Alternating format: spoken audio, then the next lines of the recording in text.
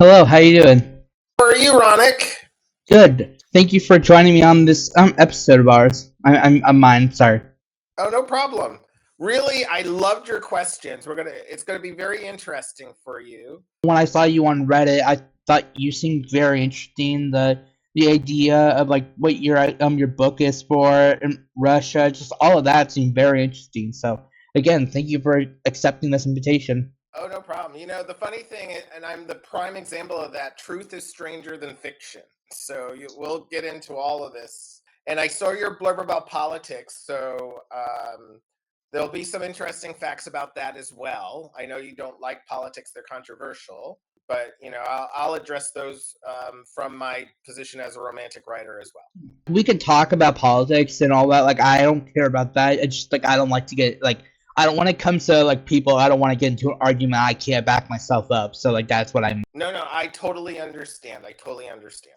But yeah, I'm totally down to talk about politics or at least your side on it and everything. If you get what I mean.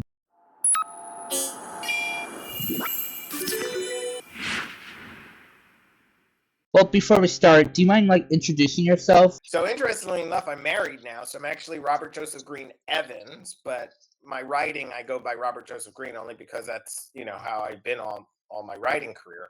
I live in Vancouver, British Columbia, Canada. There's actually 3 Wikipedia pages on me. I don't know if I shared that with you. One in Spanish and one in English, and each one has a different story. The German one's self-evident because of the Weltbild scandal. We don't know who put the Spanish one up, and it's kind of interesting because that photo was a rejected press photo. So I don't even know how they got that photo. So, things that float around on the internet, it's scary what people have access to. I just checked. There's a German, there's a Spanish, and there's an English Wikipedia that you sent me. Oh, I did do it. Okay, good. I did my homework. Yeah. Well, getting started, like, what was your childhood like? You said, I believe you said you grew up in America, but you're not in Canada. So, like, what was it like growing up for you? First of all, I'm going to say I'm Canadian, and that's definitely an upgrade. I was born in Flushing, New York. My parents are Camilla Church Green, and my father is Thomas Green. They're still married. Um, Cambria Heights is just a stone throw away. It's in Queens, which is part of the 5 boroughs of New York. It's really, we were literally walking distance from Nassau County. My father worked in finance, but then he got out of finance and started his own publishing company. And my mother was an English teacher and professor. So I was destined to become a writer no matter how much, I tried. That was going to be my future. I'm their second child. I have an older sister named Kellyanne. So when we were growing up, we went to a school which, because it was New York and the United Nations is there, we went to the Queen's School, which was a United Nations initiative to have a culturally diverse school. And this was in the 70s. So this is, very progressive for that era. They didn't give grades. I remember that. So we didn't get A, B, C, D, Fs. And then when I was in third grade, we went to Q Forest, which was a Protestant, very, what's the word for it? For the upper class. It was a private school. You wore uniforms. Here's their claim to fame. Donald Trump went to Q Forest. So they're, throwing politics into it. I went to school, the same school that Donald Trump did. He's much older than me. So I hope that answers your questions about growing up. Very loving household. My parents were very happily married, very culturally sound. They were very progressive in moving the African American cause forward. What was the cause you mentioned? As you know, the Civil Rights Act only passed in the late 60s, right? Yeah. So equal opportunity, they really volunteered a lot for the community to really push the community forward, African Americans, so that they can get successful jobs, get good education. Yeah. They were very, very involved in government. And we're going to talk about that later because my mother's family were very instrumental in pushing African American causes. And my great grandmother and my great aunt worked with Eleanor Roosevelt when the United Nations was coming on board to house the African delegates. African countries were rising up as the UK and other countries gave them independence, but there were also non colonial countries as well. So they were sending these delegates to New York, but there was housing discrimination. So my great aunt Eleanor Roosevelt reached out to my great grandmother and subsequently my great aunt to help her house the African delegates. And what they did was they went to the black churches and said, "Could you, if you have an apartment, a room, or anything, to help these delegates get in?" So I mean, my family is very deeply rooted in the advancement of fighting discrimination and the advancement of African American causes in the US. Did you say you grew up in America or Canada as a child? I'm sorry, I couldn't remember. So I moved to Canada when I was in my 20s. There's an interesting story behind that. So I was an executive for the world's largest cable television company called TCI. And Oh. I ran their fourth largest system in Dade County, Dade Broward County in Florida. And I was very good friends with April Reitman, who was the TV representative. They're called affiliate reps for ESPN. And she said to me, she said, "Robert," and I was like, "Yes." And she said, "You speak French?" And I said, "Yes." He said, "Well, we own 40% of this company called Netstar, and they have a television network called the Sports Network, TSN." Mhm. And she said they're trying to find someone that knows cable contracts but also speaks French. And they could find one or the other, but they can't find someone that's both. Could we throw your name into the hat? And I was like, "Sure." She goes, and the funny thing, she's like, "It's just a free trip to Toronto." That's so I was like, "Okay, I'll do that." And so I flew up there, interviewed with them, and at first they were a little bit hesitant because they said it might take a while to get your paperwork together. Mhm. But actually, they got the paperwork done. I don't know what they said to the Canadian government, but it was all together within a month.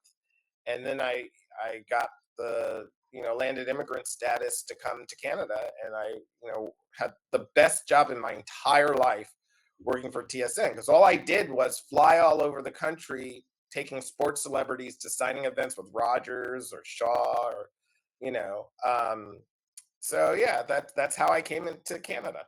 So I joke with my friends, I was like, Canada asked me to come. How was the job when you got it? Well, it was amazing. Carol Wood was my boss. She was the director of affiliate relations. I met a lot of sports celebrities. I met Guy Lafleur. I actually have a signed jersey from him.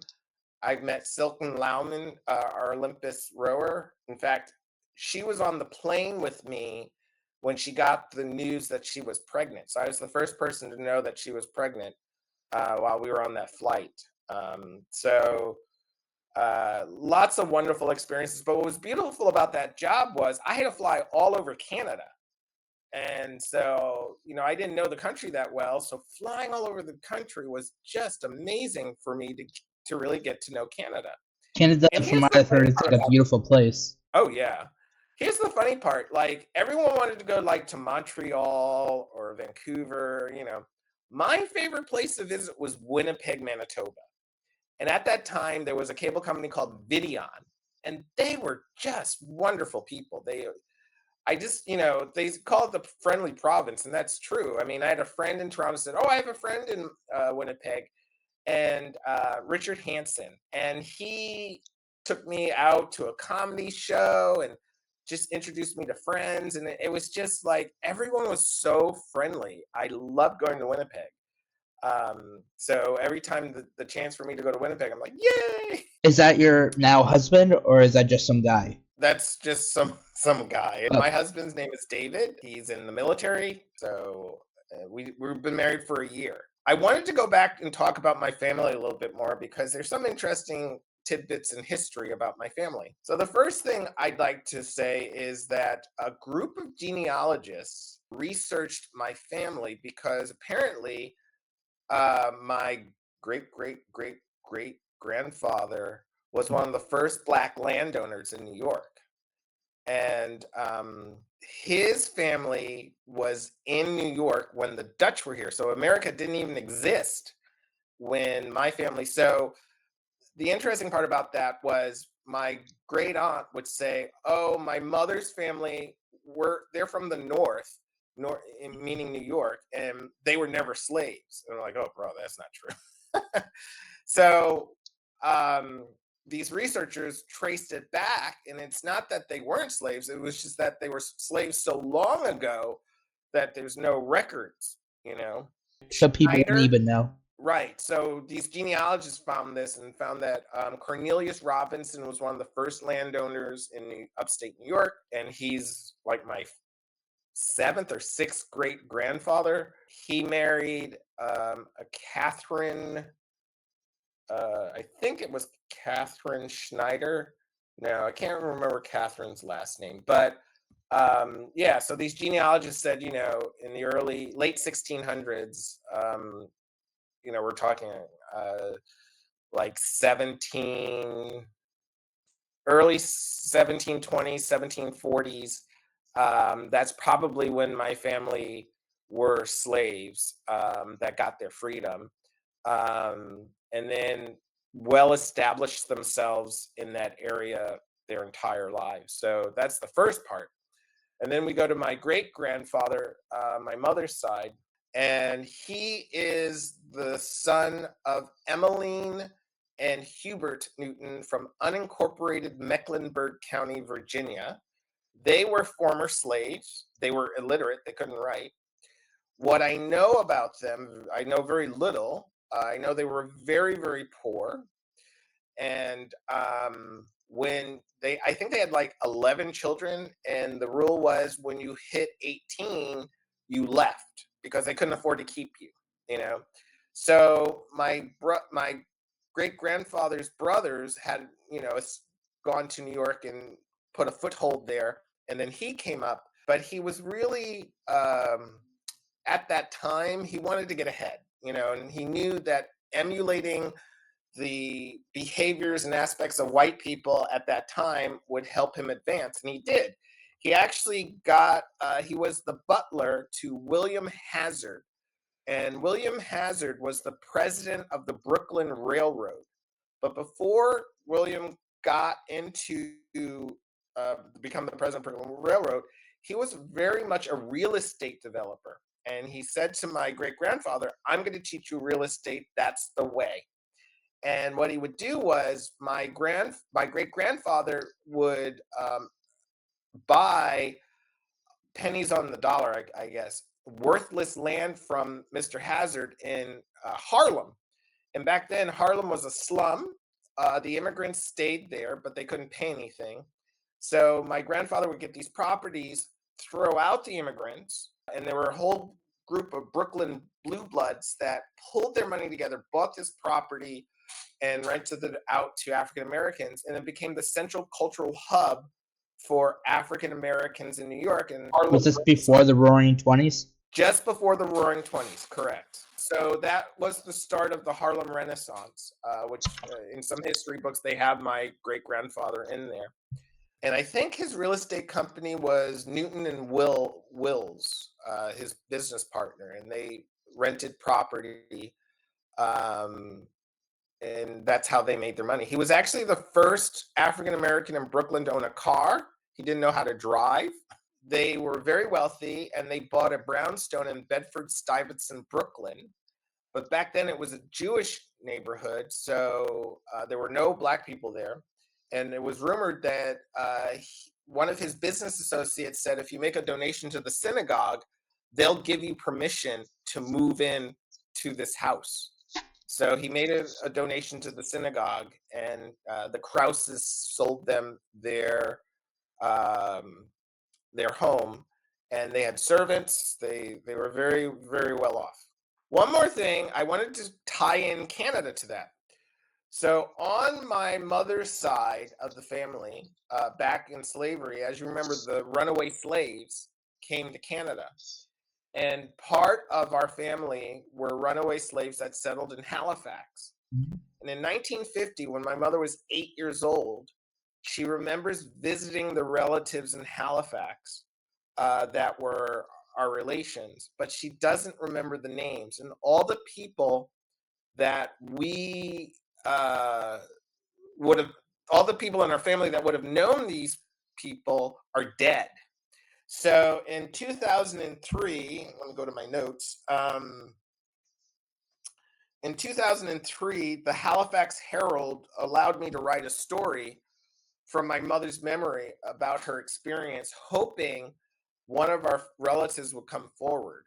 And unfortunately, none of them came forward. So we don't know. We have relatives in Halifax. Since then, I had other relatives immigrate to Ottawa, Toronto. So I have relatives up here. But the original Newton extension, we lost contact with.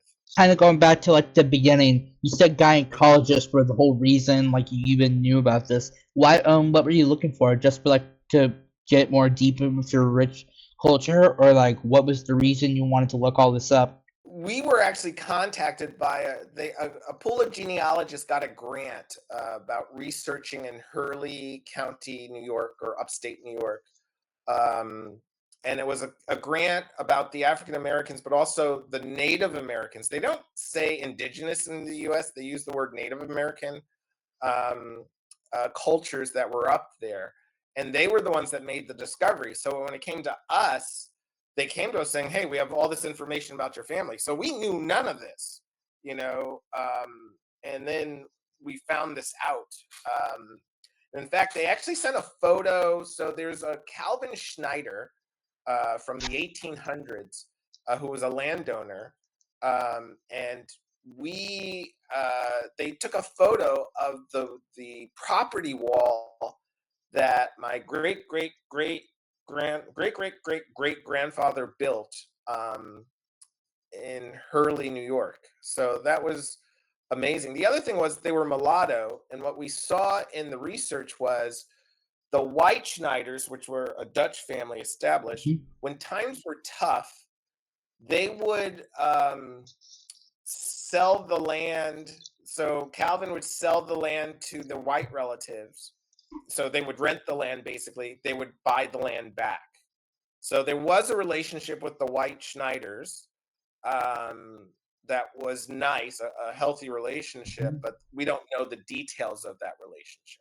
Let's move forward a little bit. I want to talk about the main reason you and I are here. I was doing some research on you, and I found some info saying some people were calling you. He's the best known for the gay icon classics to the world, a collection of gay-themed love stories over 12 different countries. Each represents a culture and people. Do you mind going into the beginning of this? Like, how did the hype of your stories even begin? In the late 90s, and I was actually in Montreal at the time I started writing the stories, the issue that I guess I had and most gay men had was we don't have a history of fairy tales or chivalry and gallantry, and I think those are the building blocks to romanticism. And I said, we need stories that are fairy tale like, but also, parables of, I used to say allegories, but allegories are really, you have to have animals in them. So parables are the equivalent of allegories where you have a moral story. And, if you know about chivalry and gallantry, chivalry was meant to teach knights virtues, courage, honor, justice, loyalty, and a duty to protect the weak and defenseless. Gallantry primarily denotes the courage and bravery, especially when facing danger. But there's another part of gallantry, which is the politeness and courtesy to women, and that's where you get these, wonderful love stories. So they were sort of guidelines for soldiers on how to treat women properly, right? Be virtuous, with God. And we don't have that. So in heterosexuality or in straight relationships, there was kind of this blueprint on how to interact and how to respect and love one another that, gays and lesbians just didn't have. So, like homo fairy tale? Right. So to term your term, homo fairy tales, each one has a moral lesson. with a backstory to it so people can understand it. But the other thing was, we're now global. So I wasn't just focusing on Europe, I was focusing on the global understanding of chivalry and valor, because all cultures had it, and I wanted to show it. And some of the stories had some elements of truth to them. For example, The Journey and the Jewels, which was one of the first stories I wrote, it's actually based loosely on a famous Arabic poet named Abu Nuwas.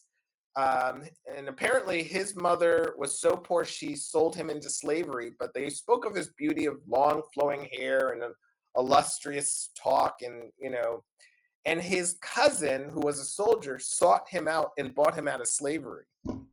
And so the story was loosely based on that. Um, so as these stories are, as I wrote them, I started shopping them around to various literary magazines. And it was the famous actor Stanley Bennett Clay who bought the first story. And Stanley Bennett Clay, he's known, the two movies he's most famous for is All the President's Men, which was a film in 1976, and I'm sure you'll know the one I, Robot, which was another movie he was in. But he also wrote books, and he had a magazine called SBC Magazine, and he bought The Soiled Loincloth, which was a story from Ivory Coast, Africa. And then he bought a second one. It was very popular. He bought The Wrong Voice Far Away, which was Egypt. Letters from Camp Rehoboth, which is in Delaware. It's a gay publication in Delaware. They bought The Journey and the Jewels, and they bought it for Valentine's Day, which I thought was beautiful.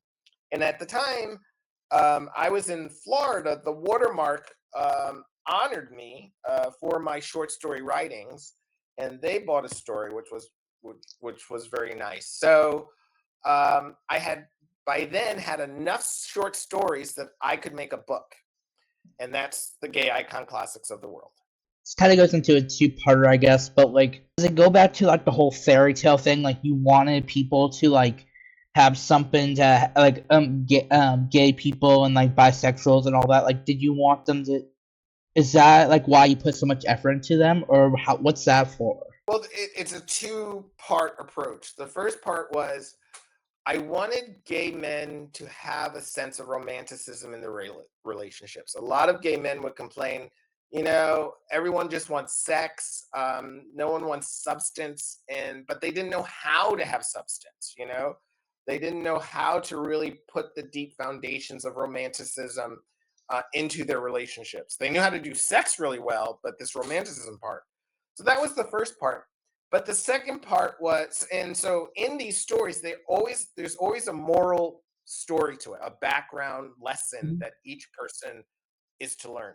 But then the second part is these are feel-good stories that you walk away like, I want a love like that. I want, to feel this way. I want to experience this sort of love. And I'm actually famous for making a quote. And I was going to tell you what that quote was because everyone always goes to this quote. Romantics are to gays what Christians were to Romans back in the day, something to feed to the lions. So what I mean by that was, a lot of gay men would laugh at romanticism. Maybe they would say that's a heterosexual thing, or, we're just here for sex and stuff. But the push for making it substantive, making relationships with depth and romanticism was my mantra, was my goal to push into gay society. And the funny thing is, when I was researching your questions, I really had a hard time finding a publishing company that would publish it. And I remember one editor pulled me aside said to me off record, say, look, these gay men want gratuitous sex, sex that they're not having in their lives. That's what's going to sell. Your books are not going to sell. And I wasn't dissuaded by her. I was like, no, these books will sell because there is an audience that wants this. You just didn't tap into it. Why And do you that's think how, that? maybe they tried with romantic books and they didn't work, but they were having higher sales. Remember, it's a business, right? Yeah. And, sex sells, everyone knows that. And they were doing much better selling sex than selling romanticism to gay men. Incidentally, as on a side note, we got the data back. 30% of purchases of my novels are women, and these are gay stories. So that was a surprise to me that they're now, we don't know if they're buying them to give as gifts or buying them to read themselves. I would think it's a combination of both. Was this before, like, because nowadays it's kind of a double-edged sword. More people are way more open on homosexuality and everything, but then people are still, like, really against it. Do you think this, like, was this before the time that more people were open on it, or what time around was this? Well, this was the 1990s when I started doing the short stories and started shopping Okay. around. I didn't publish the first book until 2011. I saw an evolution in society and social thinking in men, particularly. And I'm going to tell you a story because it's funny that you should mention that. One of my books is called Crossover, Straight Men Gay Encounters. And back in the late 90s, early 2000s, I would get together with my gay friends and, we would have these brunches and talk about, our dates or hookups or whatever. And one of the things that was very common was Craigslist, which was at that time, they did have a hookup site to them. They Oh, now really? removed. But what we were finding was this was the perfect environment for heterosexual men who were curious. Bi curious is now the term, but back then it was heterosexual men that were curious in trying gay sex. Craigslist was the perfect venue for it because there was nothing gay in the title. So if your girlfriend or if your family saw Craigslist, they wouldn't think of anything, and that they can pursue this interest. Now you're right; they're more open and honest. You see a lot of people that say they're bi-curious or hetero-flexible, but I wrote that based on the stories that my friends told me about their encounters with these straight men. And I put one of my personal ones, which we'll talk about later, into there. But yeah, so not only were my stories successful, the publisher's like, you know what? We should expand this into foreign markets. So the first books that came out were in Spanish and then German. And then a Romanian university student came to the publisher and said, hey, I am doing my thesis or whatever. He was getting his master's in translations and he was going to translate my book into Romanian. So the Gay Icon Classics was a free translation into Romanian. And that's an $8,000 translation. They're not cheap. And then we have Portuguese, English, German, Spanish, and I miss Romanian. So a lot of these, and Dutch. The book was also published. One of my books was also published and translated into Dutch. I had a broad international audience, so there was a market there, and I proved that one editor wrong. You said you made all the little stories into like a big book. Like, how long did it take you to get all that together and like, get to wherever you just started? This question, basically. So the first story was The Journey into Jewels. That was written in 1996, and I didn't get the book published until 2011. So, what order? I'm a writer. I'm not good at math. I'm going to say 5 or 6 years. Have you gathered any fans from your books or stories? It's funny that you should mention that. I have a very famous cousin. Her name is Carmen McRae. She is now deceased, but she was one of the world's top 10 greatest jazz vocalists. It's in my Wikipedia page. There's a link to her. And she lived in Beverly Hills, and she was always, there was always paparazzi around. Always, she really didn't have private. We would go shopping and people would stop. We'd go to Gelson's supermarkets, and people would stop and want to talk to her, and she couldn't get her shopping done. So I actually lived with her for 4 years off and on in Beverly Hills while I went to university. And she would always send me on errands because she didn't want to be stopped by the public. She's like, hey, I just want to get a gallon of milk, Mm-hmm. and I'll be stopped. It'll take me forever. And I have to be nice to my my fans, you go pick up the milk so no one will bother you. And, I was an 18-year-old kid at the time, or 17.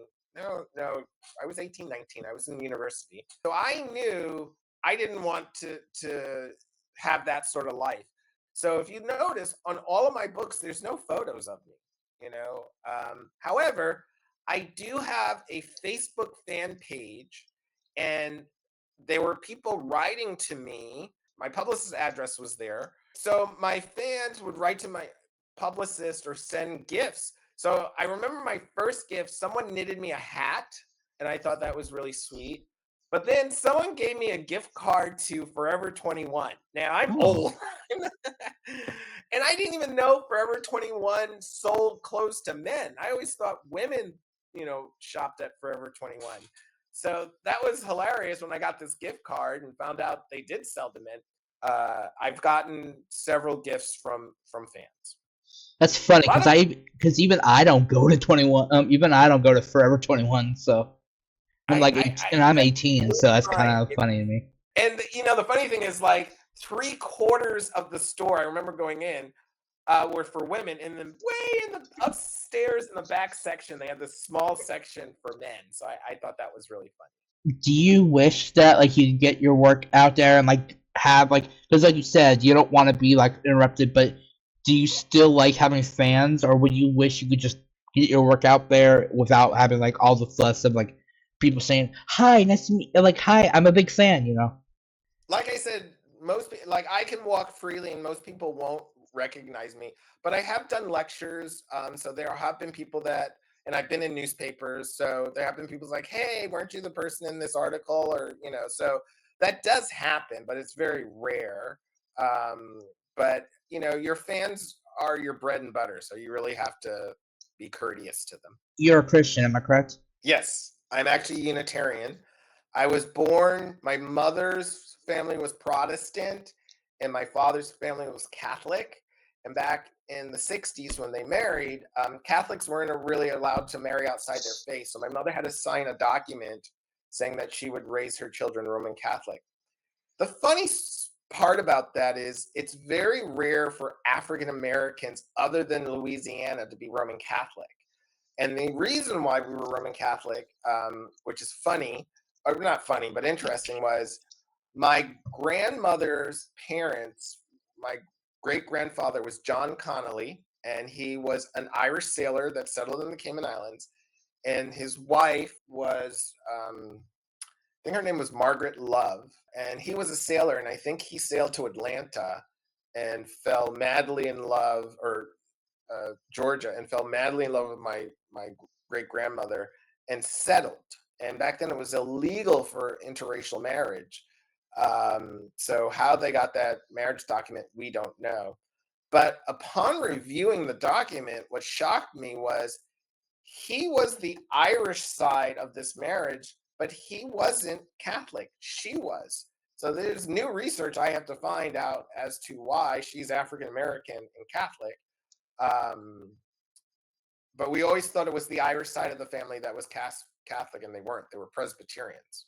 Not all, but a big chunk of the Christian population is like a hard no on like if you're gay or your sexuality isn't straight, they're like you're going to hell. Like how Yep. is it when it comes to like embracing the LGBTQ community as a Christian yourself, which we can know more of that in detail later.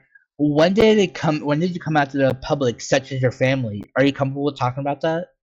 Yeah. I'm absolutely comfortable. So I was an exchange student to France, and that's when I sort of felt free enough to explore my sexuality, and I had enough sort of infrastructure, understanding, and backbone. So when I came back, I came first out to my mother. No, that's not true. Prior to going to France, I actually came out to my cousin Linda, and she was the coolest cousin ever. She was older, but she really was very accepting and loving. And then when I went to France, I kind of had the courage to come back to my family and say, okay, I'm gay, you know. The funny thing was they knew. They knew before, because I was staying with a French host family, and this is a funny but embarrassing story. they wrote to my parents in French and said, "We think your son's gay." Right? My father and mother don't speak French, so they took it to work. My father took it to work to be translated, and that's how they found out that their son was gay.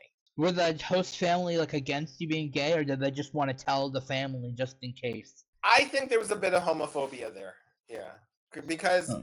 they had 3 boys, and I think there was a fear that I was going to influence them. How did your family take that? Just, after hearing that, like, what was that like? They knew, but they were also progressive. My mother had a gay best friend, so it wasn't that big of a deal.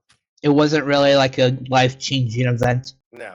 No, they still loved me. They always loved me. They were very good parents. Maybe you can't really explain that well since like it's not them I'm talking to you, but like what was it like? You said they already kind of knew. Well, they didn't share that story with me until later. They allowed me to express myself. They allowed me to, sort of say, "Hey, I'm gay. This is the route I was going." I mean, I enlisted in the University of San Francisco, so I mean that was kind of a telltale sign that I wanted to explore my sexuality. Incidentally, I'm listed as who of famous people at University of San Francisco. Also on that list are the founders of Starbucks. So a lot of famous people came from the University of San Francisco. What's interesting is it's a Catholic university, Jesuits. Jesuits are probably the most liberal of Christians. So they were very gay supportive. In fact, that school in the law department started a gay group in a Catholic university, which was unprecedented, you know. So they were very, very supportive. I actually, when I was going to school there, I knew the university president, Father Lo Schiavo, amazing man. They really wanted us to do the best and get the best education. And I think they had no tolerance for homophobia or discrimination. And for that, I give them kudos. You said they knew kind of in a way, like when you went to San Francisco college there. Like, what did that mean? San Francisco is probably the United States' most liberal part of the country. And back in the 60s, they pushed the civil rights movement for gays under Harvey Milk. He was assassinated as they pushed, but they passed gay right ordinance for the city. And they have been at the forefront of gay rights since. And yes, it is a gay mecca, just like Los Angeles and New York, but San Francisco, probably after New York, had just a deep and rich historical value to the gay rights movement as New York. When talking about like who this book is for, there was a quote that I want to read off real quick. You said, "I'm a gay rights activist and an author whose work has sparked international conversations from banned books to breaking barriers of the queer Christian." Who do you think this book is for? Can you expand on that a little? Okay, so I want to address your queer Christian viewpoint. It's the first time I've actually been addressed as a queer Christian, but it is very fitting because 2 of my books were one of my books was very steeped in Christian religion. The other book, interestingly enough, sparked the controversy in Germany. So I'm going to start with the controversy in Germany because that was the oldest book, and it was called The Forbidden Scrolls. And the interesting part about that is Lucian of Samosata, so, about 3,000 years ago or 2,500 years ago, there was a Roman orator named Lucian of Samosata, and he wanted a great debate. And the question that he wanted answered was, which was better for a man, the love of a man or a love of a woman? So he got and the debate is called, or the piece is called Erotes, Erotes, all right? And so he had this great lover of women come forth and debate with the great lover of men. Now, remember the times, because at that time, it was really the great lover of boys, which is illegal. But at that time, that was the culture at that era. And the conclusion of that debate was that the love of men was healthier and better for men, but for society to advance, the love of a woman was necessary. So the problem with that was the Roman Catholic Church did not like that debate. They didn't like the outcome, and they felt Excuse it me. would influence society. So they have a thing called the Index, which is and it's been around since the 1500s or even earlier, and it's the list of forbidden reading. So Erotes is on that list. And I made a love story about a translator, a scribe who was translating and actually understood what he was reading, and a love story developed from that. So when that book came out, it was being published in German, and I believe the publishing house got a letter saying, there is no German translation of Erotes. There will be hell to pay if you did it. And of course the publisher's like, oh, screw off, I'm going to do it. So they did it, and the archdiocese, the German archdiocese at the time owned a massive publishing company called Weltbild. And they're like the Amazon of Europe. I mean, they did publishing, distribution of books to Germany, Austria, Switzerland, Poland, you name it. They were there. And they kind of did a nasty thing, which was, I believe, allegedly, they bought up a whole bunch of books. And back in the publishing industry, when you buy books, you buy them on contingency, meaning, let's say you buy 100 books, you only sell 5, you have to return 95, So the rule of thumb is you only buy what you can afford, right? And apparently they bought up a massive amount of books, allegedly, and then turned back to the publishing house and said, nope, we don't want them. And it would have bankrupted this small publishing house to take these books back. So I think they called to Weltbild and they're like, why? Why are you, and they're like, well, we are owned by the Roman Catholic Church and we can't promote anything gay, And so then why buy the books, So what happened was the media got wind of this because Weltbild, they were selling softcore porn stories like 50 Shades of Grey, yet so there was a double standard here. You're going to sell this pornographic type literatures or novels of heterosexuality, which was debasing heterosexuality, but you wouldn't publish a gay love story that had no sex. Germans hate this sort of double standard or bias. And a huge protest broke out. Luckily for me, some of my books were in German, so I was doing really good on sales. But it got so bad, the German government got involved. The ambassador to Canada from Germany wrote to me. And what I understand is they secretly, instead of returning the books, I think the German government secretly bought up the books and distributed them to the libraries just to save face. So it was a very, very interesting, profitable protest. And I just don't miss the 2 a.m. interviews, because the funny part was the German media wanted to talk to me, but the time difference it was 2 a.m. in Vancouver when it was 11 a.m. in Germany. And that's when they wanted to interview me. So I would have to get up at 2 a.m., 1 a.m. and do these interviews. And German interviewers are funny because they would have my German books and say, oh, on page, 36. Well, page 36 in German is not the same as page 36 in English. So I was like, okay, give me the context because I'm not reading what you're reading here. German and Spanish, I think I said this, I sell more of my books in German and Spanish than I do in English. So the second part about the queer Christian is I wrote a book, and I'm going to grab it because it has, in my opinion, the most beautiful artwork on the cover. So give me a second. I want to grab this. 2 hours later. This book, can you see it? Yeah, I can see the top half. So, Okay, it's good now. Yeah. Okay. So this book is called The Counting of Sins. The basis of the book is the Bible has proclaimed that humans are allowed to be forgiven for up to 490 sins in their lifetime. So how tempting is the sin 491? So that was the basis of this book. I learned about Catholic Anglicism, which is Protestants who still follow the Catholic Church, and they're called Catholic Anglicans.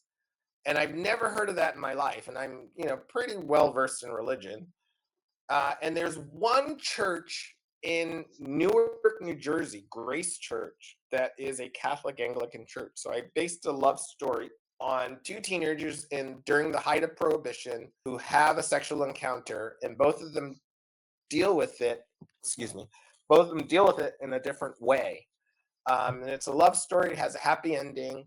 But those are my two references to Catholicism, or influences to Catholicism, from my writing. You're very intuitive to address me as a queer Catholic writer, even though I'm not used to that. It's very apropos. Now we're taking an ad break.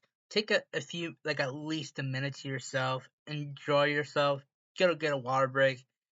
And if you don't want to, the woman that we mentioned, Carmen McRae. Well, I found some more music. Spend an extra minute to yourself, and just, I don't know, listen to it. And we'll be back in like a minute. I hope you enjoy. Listen to Around Midnight by Carmen McRae. Subscribe as well if you like this. See ya. A pale and lonely moon lights the sky in the dark before the dawn. I sit here in my room, how I sigh for the day that's come and gone. Another lonely day passes by, and a new day's coming on. At midnight,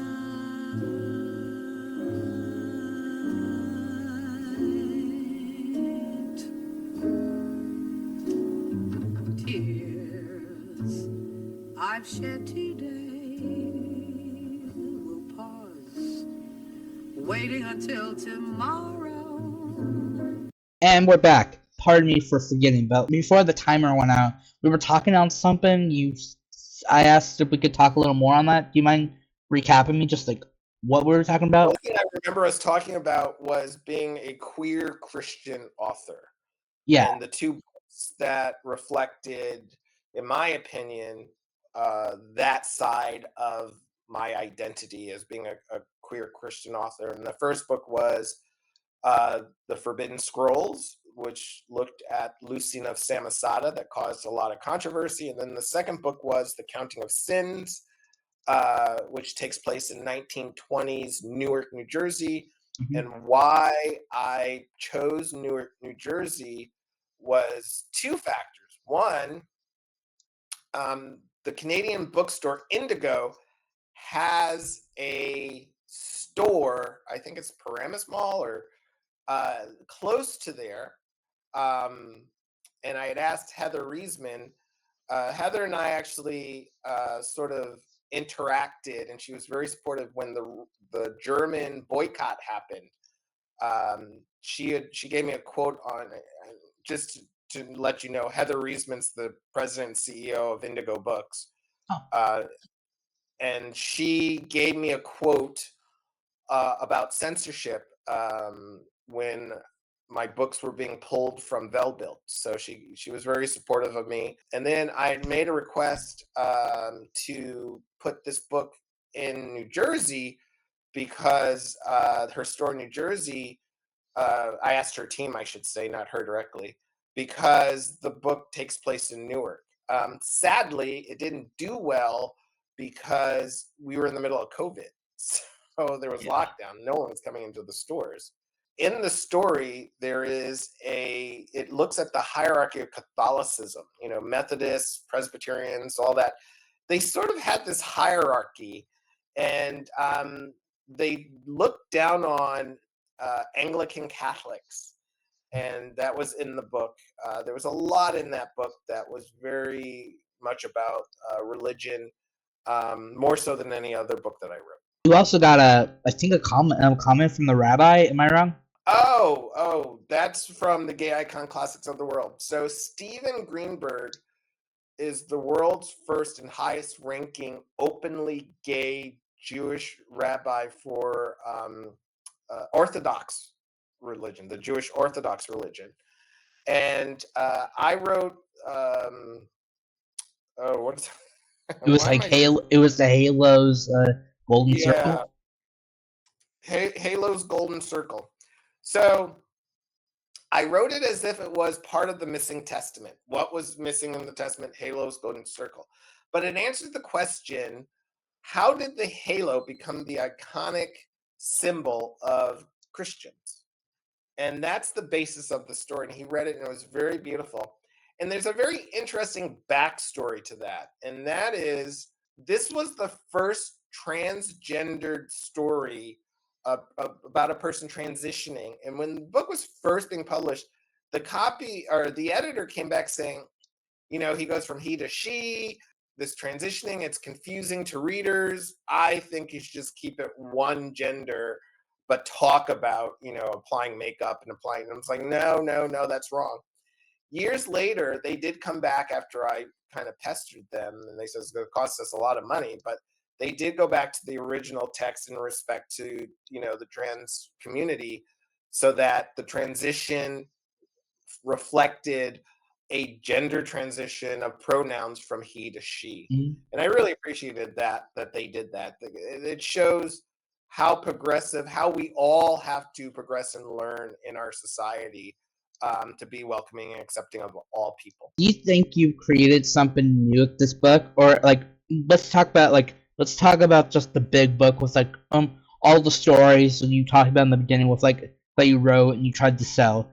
Did you do you think you create something new with that book, or is it like some sort of legacy you're trying to? Well, I think, there's two books that, in my opinion, are my anchor books. Mhm. When people talk about me, they talk about This High School Has Closets, which is a novel.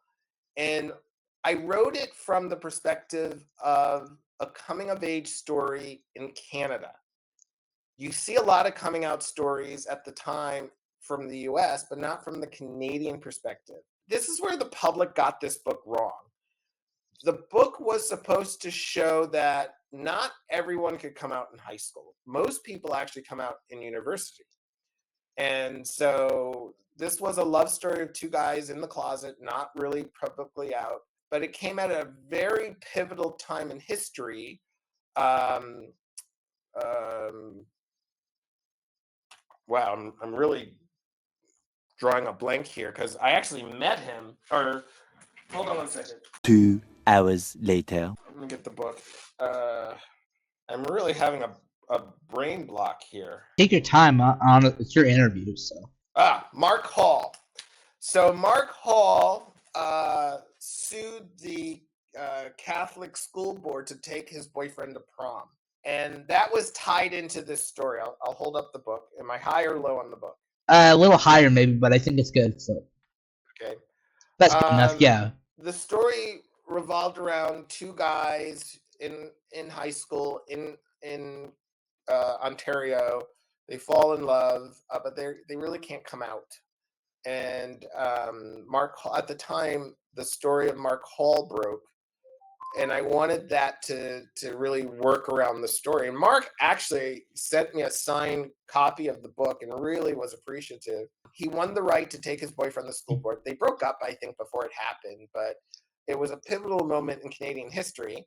That book I'm very much known for because it's kind of the first gay coming of age book that had really a Canadian point of view on it. You said that like a Canadian viewpoint. What's the difference between American or like Canadian? Like, what's the difference? Well, I think now we're learning today how different the two cultures are, and how Canadians, the Canadian experience of coming out, they're similar to the U.S., but you want the Canadian history, and Mark Hall's a perfect example, tied into your coming out story, so that people in Canada can create. It's something local. It's something within your country and in your culture. So that's why the book, and it was a finalist for the Lambda Literary Awards. It really helped a lot of people. Sadly, I think the Toronto School Board or one of the school boards trashed it. And why they missed the point of the book. And the point of the book was, look, not everyone could come out in high school. Don't pressure people to come out. They'll come out when they can come out. and they felt like, oh, you should be okay to come out. And it's like, no, then you're going to make a certain segment of the gay population feel less than valuable or less than worthy. So I was very disappointed that they, took that position, not understanding the point of the book. That's one book. The second book, The Gay Icon Classics, going back to that, is you have Muslim cultures, you have countries that are very homophobic that are in the story, like Russia. The Blue Door is a love story about a czar's son. The czar wanted to be popular with his people, so he said, my 3 sons can marry whoever they shoot the arrow on arrow day into their door, but he never thought one of his sons would choose a man, And, his brothers supported him. His brothers like, Dad, you said anyone. You didn't say woman. But the czar was old school and said, nope, banish my son to Siberia. And when the czar died, his brother became czar and brought his brother back and said, let's go get your man back and you can marry. Russia took offense to that. And Putin needed a reason to push the anti-gay propaganda. And we didn't know about this. This was all in the background. And all of a sudden, we were getting all these Russian messages on Facebook. You're harming our kids. We wish you die. We hope we kill you. Blah blah blah. And I was like, what's going on here? From everybody or just the big people? It was in Russian, and we would have to go into Google Translate to read these comments. So these were people sending me hate mail through my Facebook page. What was interesting, though, this was circulating in Russian media, and that's what we found out, that the Russian propaganda machine was pushing these stories. Robert is a pedophile. He's trying to get at our kids to make them gay. We need laws to protect our children, which wasn't the case. The fairy tales, although they can be appreciated by youth, were really written for men. And I feel that it just sparked something in the Russian gay community. Now, the background to the story was, ironically, in the West, the color that was synonymous with being gay was pink, because during the Nazi concentrations, if they wanted to say you were gay, they gave you a pink triangle. So when you're in the concentration camps, you had a pink triangle, they knew that you were gay. I met these Russian kids or students working at Disney who didn't know that pink was synonymous with gay. And I said, well, what color was synonymous with gay in Russia? And they said blue. And I said, why? And they couldn't tell me. So I was like, you know what? I'm going to make a story behind that. Why blue is synonymous with gay in Russia. And the Blue Door was the story that I told you about. And Putin didn't like that, and he ran a smear campaign against me, and I was getting hate mail. But he was really trying to push this anti-gay propaganda agenda. What was interesting was I was getting emails from kids in Russia saying, hey, I'm in the Ural Mountains. If my father finds out or my parents find out I'm gay, they'll kill me, literally. Please help. And I didn't know. So I went to the RCMP, and the RCMP said, we'll reach. Then it was the Ministry of Foreign Affairs or something like that. Now it's under a new name. And they came to me and they said, we don't have anything to help, but the Americans do. So I met with Gene Briganti at the U.S. consulate here in Vancouver, and they basically said, hey, we need to have access to your Facebook page. Now imagine America asking me for access to my Facebook page, because they wanted to reach out to these kids. Now, allegedly, and I don't know this for a fact, but they were having this sort of undercover system of getting gay kids out of Russia through their student exchange program. And they would select gay and lesbian kids to get out of the country from Russia to do so they'd say, hey, join this, exchange program where you're a student and you can come to the States or come to Europe or wherever you're going. But they were targeting gay and lesbian kids to help them get out of the country to safety. So that's what I was understanding, and apparently it was busted by Russia, so they had to stop doing that. Having the American government have access to certain personal things in your life, like my Facebook page, was very scary for me. But the reality was I had to rise above it to help those kids, you know. And then the United Nations came and said, you know, we need for you to push your story. And I wrote the first Western piece in the Moscow Times condemning Russia about violating the rights of children, which they signed with the UN, in protecting kids' rights. So it was, the sad part was I don't have any books in Russian. What we did do, which angered my publicist, was there was a group called the Blue Door Group in Russia saying, hey, we want to read your book in front of children's libraries. And they formed the Blue Door Group. And they started reading my story and got arrested. And I never in a million years would have thought a love story, a simple love story, would get someone, especially mine.